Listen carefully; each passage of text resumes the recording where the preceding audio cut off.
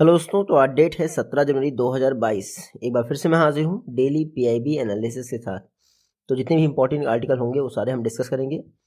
देखते हैं आज का हमारा पहला आर्टिकल। नारी शक्ति पुरस्कार 2021 के लिए दिए जाने हैं। नॉमिनेशन ओपन हो गया है जो कि करना है 31 जनवरी 2022 तक। तो नारी शक्ति पुरस्कार, इसके बेसिक पॉइंट्स क्या हैं, किसको दिया जाता है, नोडल मिनिस्ट्री क्या है, कब से शुरुआत हुई थी, ये सब कुछ देख लेते हैं, या फिर इसके स्टैटिक डायनामिक इम्पैक्ट जो भी होंगे वो देख लेंगे हम लोग। 2021 के लिए जो नारी शक्ति पुरस्कार दिए जाने हैं उनके लिए नॉमिनेशन लाइंस ओपन हो गई हैं। 31 जनवरी 2022 तक रहेंगी। नारी शक्ति पुरस्कार की शुरुआत हुई इंडिया में 1999 में। ये महिलाओं को दिया जाने वाला हाईएस्ट सिविलियन ऑनर है इंडिया में। जो प्रेसिडेंट ऑफ इंडिया हैं वो नारी शक्ति पुरस्कार देते हैं इंटरनेशनल वुमेन्स डे यानी 8 मार्च वाले दिन। 8 मार्च को इंटरनेशनल वुमेन्स डे, अंतर्राष्ट्रीय महिला दिवस होता है। उसी दिन हमारे देश में नारी शक्ति पुरस्कार दिया जाता है। इसमें 2 लाख का कैश रिवार्ड दिया जाता है। उसके अलावा सर्टिफिकेट दिया जाता है जो कि इंडिविजुअल या फिर इंस्टीट्यूशंस को दिया जाता है। Ministry of women and child development national level पर इंडिविजुअल्स, ग्रुप्स, एनजीओ सबके नाम अनाउंस करती है। तो ministry of women and child development, rural ministry याद रखिएगा। नारी शक्ति पुरस्कार दिए क्यों जाते हैं? देखिए, जो इंडिया में जितने भी डिसीजन मेकिंग रोल्स हैं उनमें वुमेन पार्टिसिपेशन बढ़ाने के लिए महिलाओं को इनकरेज किया जा सके, इसीलिए आपका ये क्या दिया जाता है, नारी शक्ति पुरस्कार। ये वुमेन्स स्किल डेवलपमेंट, अगर आप ट्रेडिशनल नॉन ट्रेडिशनल सेक्टर्स में बढ़ावा देते हैं उसके लिए भी दिया जाता है। बेसिक एबिलिटीज़ को डेवलप करते हैं रूरल वुमेन्स के लिए, तो आपको नारी शक्ति पुरस्कार दिया जाता है। बाकी आपको पता ही है, सोसाइटी में महिलाओं की पोजीशन को और बेहतर करने के लिए नारी शक्ति पुरस्कार की शुरुआत की गई थी। नारी शक्ति पुरस्कार के तहत जो हमारा SDG 5 है उस पर फोकस किया जाता है। SDG 5 क्या कहता है? जेंडर इक्वलिटी होनी चाहिए ताकि महिलाएं और गर्ल्स सबको एम्पावर किया जा सके। तो SDG 5 याद रखिएगा, जेंडर इक्वलिटी से रिलेटेड है SDG 5।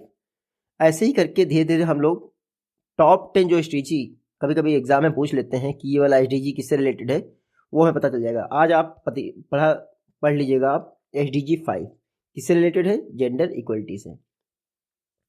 नारी शक्ति पुरस्कार के लिए एलिजिबिलिटी क्राइटेरिया क्या है? 25 वर्ष की आयु हो पहली बात तो, और इस फील्ड में 5 वर्षों तक आपने काम किया हो। ठीक है। इंटरनेशनल वुमेन्स डे 8 मार्च को मनाया जाता है। First time international women's day कब मनाया गया था? 1975 में। तो हमारा इंटरनेशनल नेशनल जो प्रॉस्पेक्ट है वो क्लियर हो गया है नारी शक्ति पुरस्कार के विषय में। अब 8 मार्च को दिया जाएगा, फिर हम पढ़ेंगे। नेक्स्ट आर्टिकल है हमारा प्रधानमंत्री गरीब कल्याण योजना से रिलेटेड, जो फेज 5 चल रहा है अभी तक। उसके अंतर्गत 19.76 लाख मीट्रिक टन यानी 19.76 लाख मीट्रिक टन दिया जा चुका है स्टेट गवर्नमेंट्स और स्टेट यूनियन गवर्नमेंट यूटीज को। 19.76 lakh metric ton food grain दिया जा चुका है। प्रधानमंत्री गरीब कल्याण अन्न योजना के फेज 5 के तहत आपको बताइए, नेशनल फूड सिक्योरिटी एक्ट के तहत जो राशन दिया जाता है उसके अलावा यानी additional free of cost food grain दिया जाता है 80 करोड़ लोगों को। तो एडिशनल फूड ग्रेन 5 kg पर पर्सन पर मंथ दिया जाता है नेशनल फूड सिक्योरिटी एक्ट के प्रोविजन के अलावा, यानी जो पहले से आपको मिलता है उसके अलावा दिया जाता है। प्रधानमंत्री गरीब कल्याण अन्न योजना अप्रैल मई जून 2020 के लिए फर्स्ट फेज लॉन्च हुआ। वर्तमान में इसका 5th फेज चल रहा है यानी 5वां फेज चल रहा है जो कि 31 मार्च 2022 तक चलेगा। यूनियन कैबिनेट द्वारा 4 महीने के लिए लॉन्च की थी स्टार्टिंग में, हालांकि अब इसका 3 महीने के लिए लॉन्च की थी स्टार्टिंग में। अब इसके 5वें फेज को 4 मंथ के लिए वापस से इंक्रीज कर दिया गया है। 4 महीने मतलब दिसंबर से मार्च 2022। नोडल मिनिस्ट्री कौन सी है? Ministry of finance. तो ये याद रखिएगा, प्रधानमंत्री गरीब कल्याण अन्न योजना नोडल मिनिस्ट्री है मिनिस्ट्री ऑफ फिनांस। देखिए, ये तो आपके लिए पढ़ने वाला है नहीं। हाँ, नेशनल फूड सिक्योरिटी एक्ट 2013 में पास हुआ। इसी के तहत एडिशनल आपको 5 kg ग्रेन्स दिया जाता है फ्री ऑफ कॉस्ट। ठीक है, क्योंकि 5 kg तो आपको पहले से दिया जाता है पर पर्सन, 5 kg और तो 10 kg हो गया पर पर्सन। ठीक है, तो नेशनल फूड सिक्योरिटी एक्ट के तहत जो लोग कवर हैं यानी राशन कार्ड है उनको तो 5 kg पहले से ही मिल रहा है, लेकिन जिनके पास नहीं है उनको भी कवर किया जा रहा है प्रधानमंत्री किसान अन्न योजना के तहत। नेशनल फूड सिक्योरिटी एक्ट 2013 में पास हुआ। इंडिया की 75% रूरल पॉपुलेशन यानी ग्रामीण जो जनसंख्या है और 50% अर्बन पॉपुलेशन को कवर करता है। इसमें जो टारगेटेड पब्लिक डिस्ट्रीब्यूशन सिस्टम है यानी TPDS, उसके तहत आपका सब्सिडाइज्ड यानी कम रेट पे फूड ग्रेन दिया जाता है। National food security act India की 67% पॉपुलेशन कवर करता है। इंडिया की 67, रूरल 25% और अर्बन 50%। इसमें 5 kg का फूड ग्रेन दिया जाता है। 2 रुपये पे आपको ₹3 रुपये पे आपको राइस मिलता है। 3 रुपीज़ पर kg ये आपको मिलता है राइस। तो 3R मतलब 3 रुपये पे राइस, 2W यानी 2 रुपये पे वीट और 1 पे आपका क्या होता है कोर्स ग्रेन, याद रखिएगा। नेक्स्ट आर्टिकल है, देखिए साउथ जोन के लिए PM गति शक्ति स्कीम पर एक कॉन्फ्रेंस हुई है, उसको श्री नितिन गडकरी जी ने इनॉग्रेट किया है। साउथ इंडिया के लिए हुई है PM गति शक्ति स्कीम पर कॉन्फ्रेंस, नितिन गडकरी जी ने यानी ministry of road transport highways ने इसको इनॉग्रेट किया है।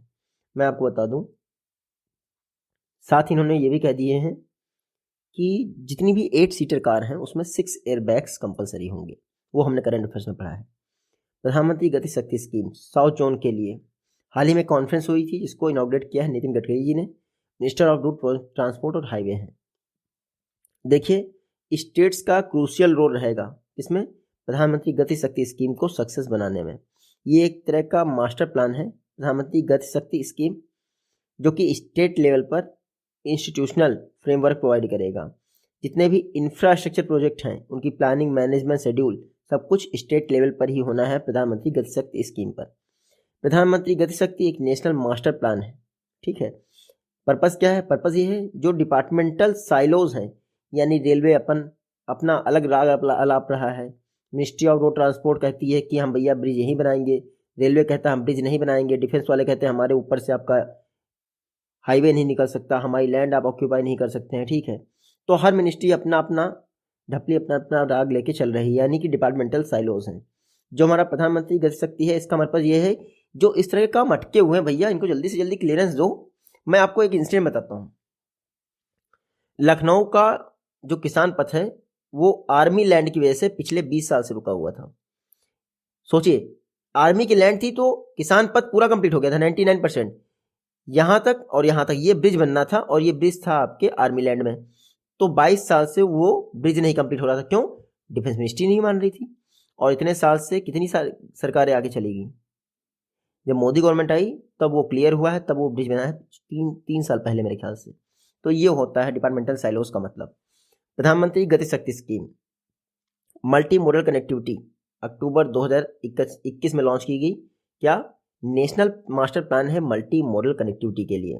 गति शक्ति स्कीम में क्या होगा? जो पहले से 110 लाख करोड़ रुपए की नेशनल इंफ्रास्ट्रक्चर पाइपलाइन प्रोजेक्ट है, उसको गति शक्ति स्कीम में सब्ज्यूम कर दिया गया।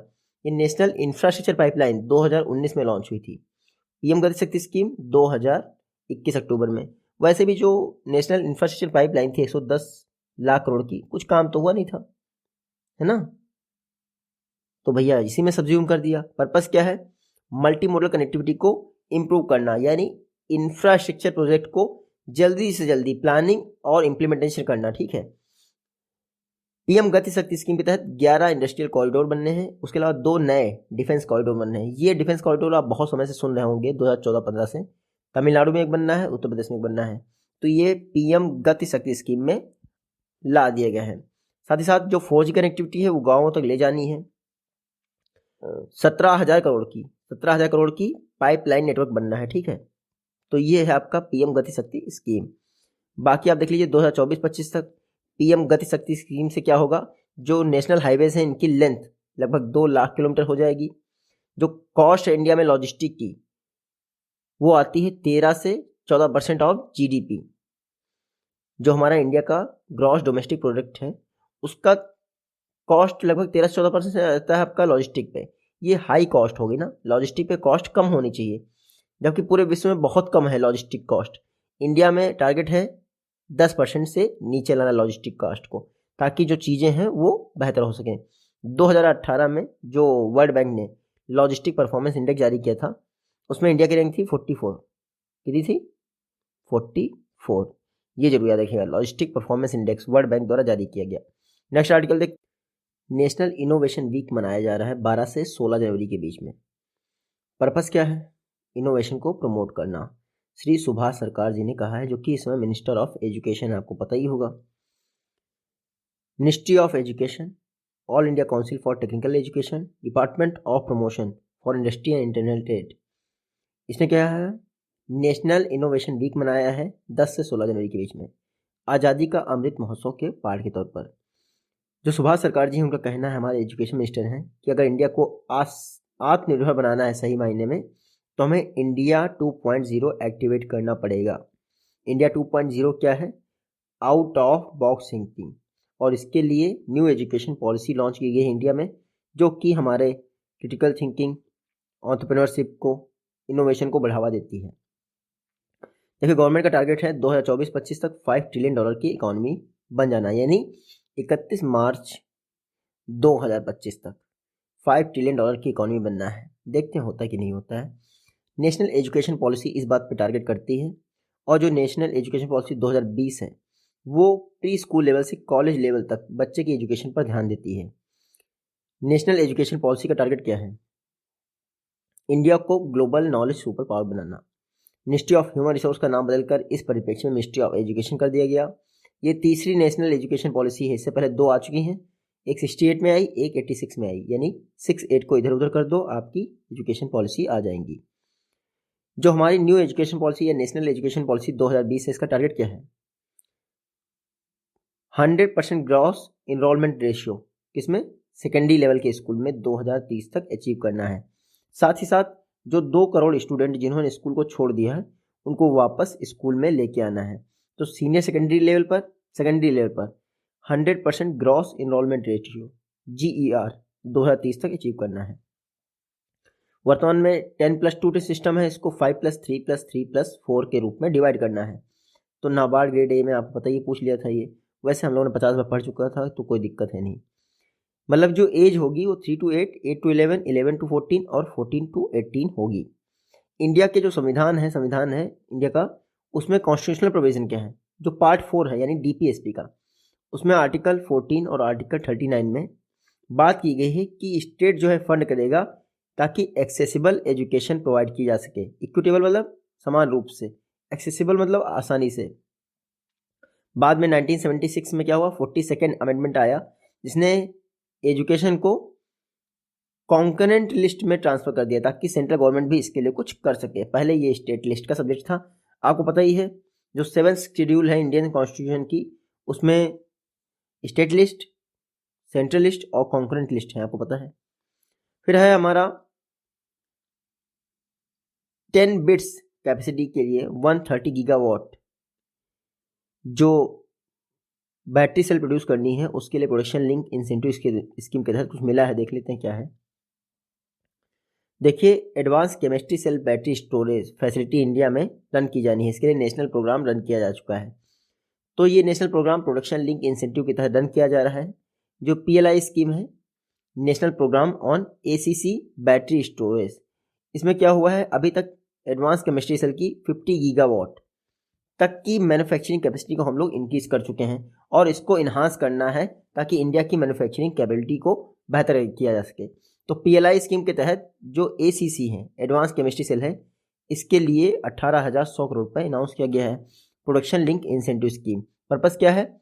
जो ऑटोमोबाइल सेक्टर है, यानी ऑटोमोटिव सेक्टर है इंडिया का, उसमें क्योंकि आपको पता है उधर फेम इंडिया स्कीम चल रही है, faster adoption and manufacturing of electronic and hybrid vehicle.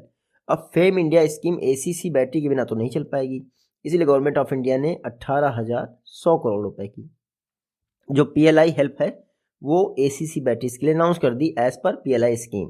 PLI scheme क्या है? Production link incentive scheme. First time India में इंट्रोड्यूस की गई मार्च 2020 में। तब इसमें सिर्फ 3 सेक्टर शामिल थे।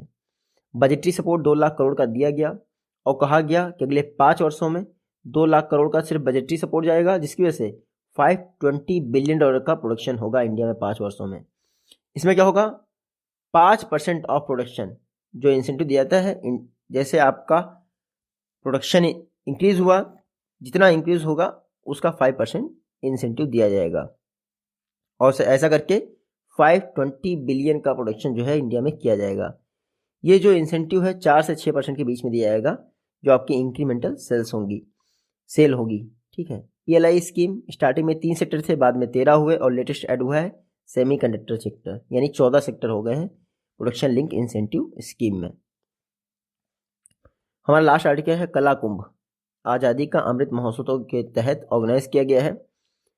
देख लीजिए, आज़ादी के अमृत महोत्सव के तौर पर मिनिस्ट्री ऑफ कल्चर ने मिनिस्ट्री ऑफ डिफेंस के साथ मिलकर कला कुंभ ऑर्गेनाइज किया है। जो डायरेक्टर जनरल हैं NGMA के, national gallery of modern art के, उन्होंने पेंटिंग वर्कशॉप को मेंटोर किया है। ठीक है। National gallery of modern art कहाँ है? नई दिल्ली में है। आज़ादी का अमृत महोत्सव के तौर पर ये कला कुंभ को ऑर्गेनाइज कर रही है। कई सारी पेंटिंग्स बनाई जा रही हैं। ये जो कला कुंभ है, इसका मेजर थीम क्या है? Unsung heroes of the struggle of Indian future. तो हमारे लिए ये भले ही ना इंपॉर्टेंट हो, कला कुंभ का थीम इंपॉर्टेंट है, unsung heroes of the struggle for India's freedom. National gallery of modern art की बात कर लेते हैं। 1954 में इसकी स्थापना की गई थी vice president doctor S Radhakrishnan के द्वारा, प्रधानमंत्री जवाहरलाल नेहरू जी की उपस्थिति में। नोडल मिनिस्ट्री कौन है? Ministry of culture. अच्छा, किसकी याद में बनाई गई थी ये national gallery of modern art? तो नंदलाल बोस की याद में बनाई गई थी national gallery of modern art. India के जो मॉडर्न आर्ट है उसके पायनियर थे नंदलाल बोस, बिहार से बिलोंग करते थे। बाकी आप देख लीजिए, रविन्द्रनाथ टैगोर की इंटरनेशनल यूनिवर्सिटी संकीर्तन 1922 में इन्होंने मतलब कि वहाँ के प्रिंसिपल भी रहे। तो बाकी नंदलाल बोस के विषय में देख लीजिएगा, आप बिहार से हैं, इनकी याद में national gallery of modern art बनाई गई। तो आज मेरा गला बहुत दर्द कर रहा था, इसीलिए थोड़ा सा ढंग से वीडियो रिकॉर्ड नहीं हो पाई। मिलते हैं आपसे अपनी नेक्स्ट वीडियो में, तो टेक केयर, गुड बाय।